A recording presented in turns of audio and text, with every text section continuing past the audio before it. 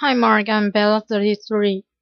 Margaret Heffernan, Dare to Disagree. TED Global 2012. 12 and 56. Filmed June 2012. Subtitles available in 34 languages. View interactive transcript. Return to talk. Subtitles and transcript. Select language. English. Transcribed by Stu Hornhall. Reviewed by Morton Best. In Oxford in the 1950s, there was a fantastic doctor who was very unusual named Alice Stewart. And Alice was unusual partly because, of course, she was a woman, which was pretty rare in the 1950s. And she was brilliant. She was one of at the time, the youngest fellow to be elected to the Royal College of Physicians. She was unusual, too, because she continued to work after she got married, after she had kids, and even after she got divorced and was a single parent. She continued her medical work. And she was unusual because she was really interested in a new science, the emerging field of epidemiology, the study of patterns in disease. But like every scientist, she appreciated that to make her mark, what she needed to do was find a hard problem and solve it. The hard problem that Alice chose was the rising incidence of childhood cancers. Most diseases correlated with poverty, but in the case of childhood cancers, the children who were dying seemed mostly to come from affluent families. So what she wanted to know could explain this abnormality. Now Alice had trouble getting funding for her research. In the end, she got just £1,000 from the Lady Theatre Memorial Prize. And that meant she knew she only had one shot at collecting her data. Now she had no idea what to look for. This really was a needle in a haystack sort of search. So she asked everything she could think of. Had the children eaten boiled sweets? Had they consumed colored drinks? Did they eat fish and chips? Did they have indoor or outdoor plumbing? What time of life had they started school? And when her carbon COVID questionnaire started to come back, one thing and one thing only jumped out with the statistical clarity of a kind that most scientists can only dream of. By a rate of 2 to 1, the children who had died and had mothers who had been X-rayed when pregnant. Now let's finding flew in the face of conventional wisdom. Conventional wisdom held that everything was safe up to a point, a threshold. It flew in the face of conventional wisdom, which was huge enthusiasm for the cool new technology of that age, which was the X-ray machine. And it flew in the face of doctors' idea of themselves, which was as people who helped patients they didn't harm them. Nevertheless, Alice Stewart rushed to publish her preliminary findings in the Lancet in 1956. People got very excited. There was talk of the Nobel Prize, and Alice really was in a big hurry to try to study all the cases of childhood cancer she could find before they disappeared. In fact, she need not have hurried. It was fully 25 years before the British and American medical establishments abandoned the practice of X-raying pregnant women. The data was out there. It was open, it was freely available, but nobody wanted to know. A child a week was dying, but nothing changed. Openness alone can't drive change. So far, 25 years, Alice Stewart had a very big fight on her hands. So how did she know that she was right? Well, she had a fantastic model for thinking. She worked with a statics, statistician named George Neal, and George was pretty much everything that Alice wasn't. So Alice was very outgoing and sociable, and George was a recluse. Alice was very warm, very empathetic with her patients. George frankly preferred numbers to people.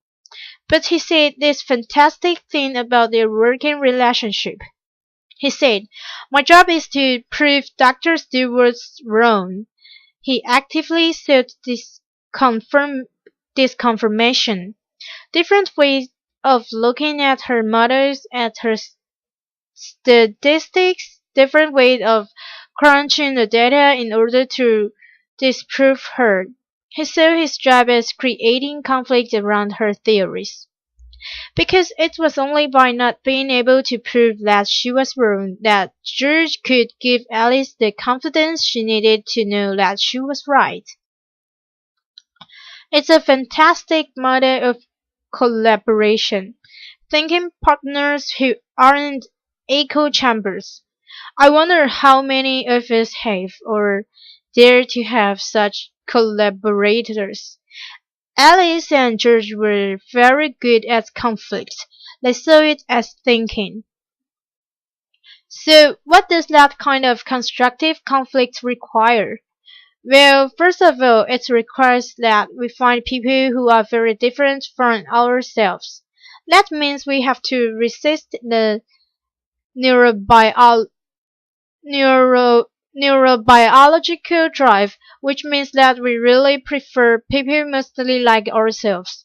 And it means we have to seek out people with different background, different disciplines, different ways of thinking, and different experience, and find ways to engage with them.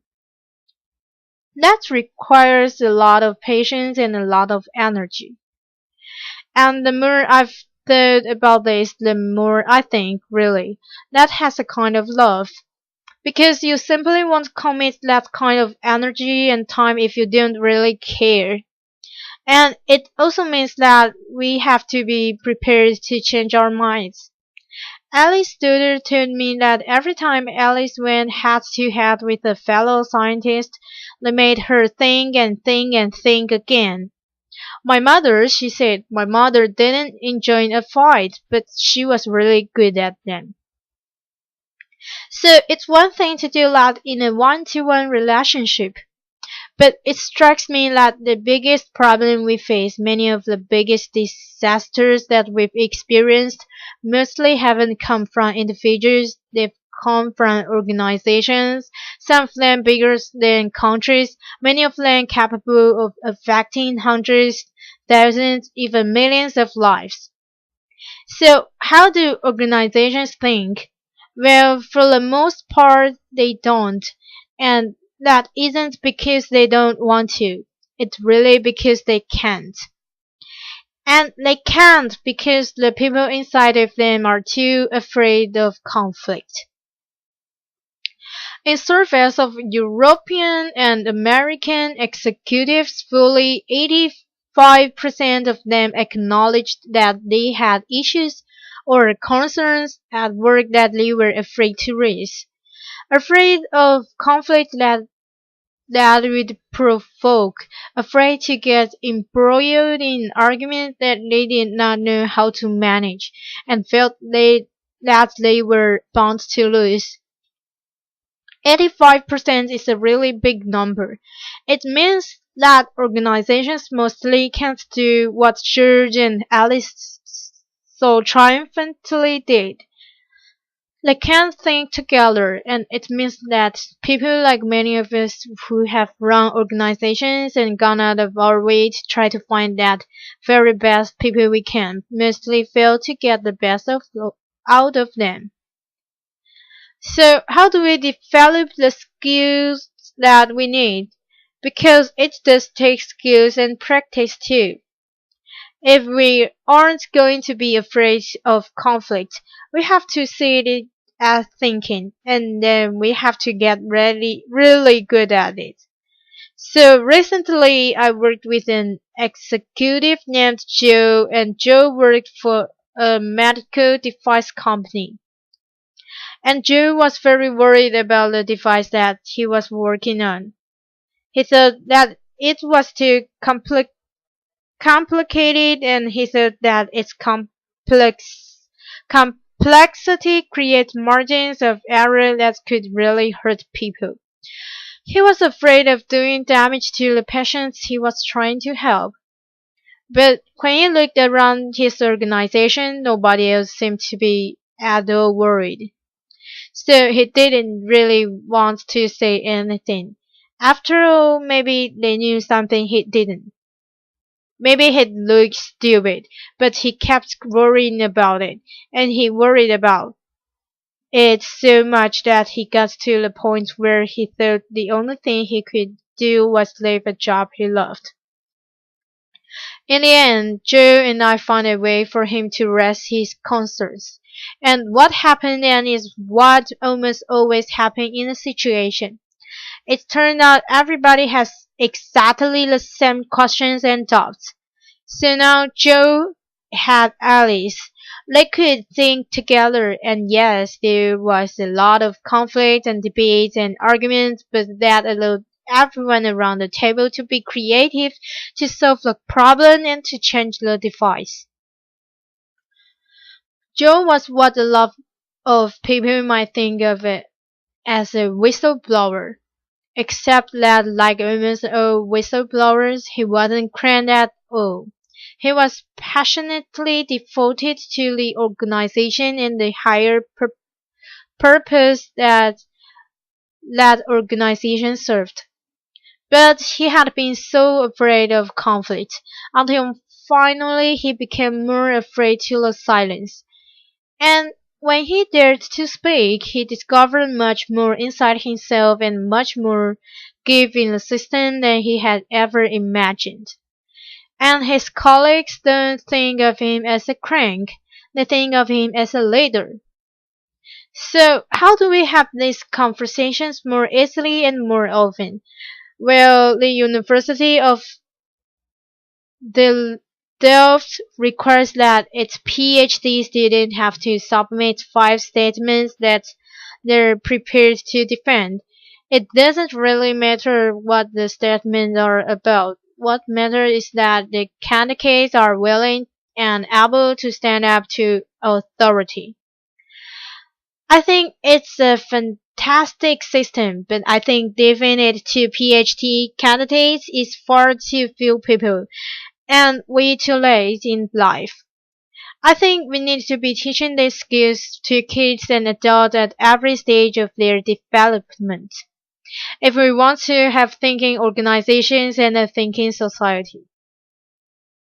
The fact is that most of the biggest catastrophes that we witness really come from information that is secret or hidden. It comes from information that is freely available and out there, but that we're willfully blind to because we don't want to handle the conflict that it provokes. But when we dare to break that silence, or when we dare to see and we create conflict, we enable ourselves and the people around us to do our very best thinking. Open information is fantastic. Open networks are essential. But the truth won't set us free until we develop the skills and the habit and the talent and the moral courage to use it. Openness isn't the end, it's the beginning. Applause.